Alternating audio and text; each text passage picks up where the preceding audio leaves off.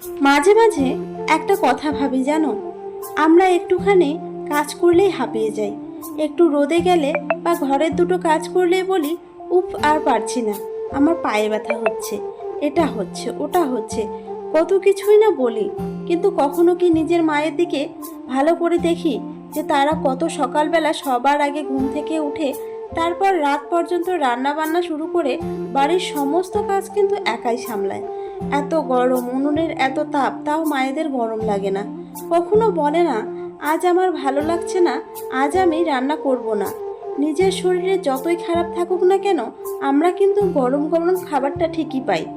আমরা অল্পতেই রেগে যাই, বিরক্ত হই, কিন্তু মায়েরা কখনো আমাদের প্রতি বিরক্ত হয় না। একটু আধটু যদি হয়েও থাকে, একটু পরে সব গলে যায়। কখনো কখনো ভাবি যে মারা এত শক্তি পায় কোথায়, তাদের কি ক্লান্ত লাগে না? দেখবে আমরা একটা কাজ করলে আর অন্যটা করতে চাই না, ভাবি কতক্ষণ একটু আরাম করব, কিন্তু তারা পরপর কাজ বের করতেই থাকে। আসলে সবাই ঠিকই বলে, মায়ের মতো খাটনি আর ধৈর্য আমাদের কারণে।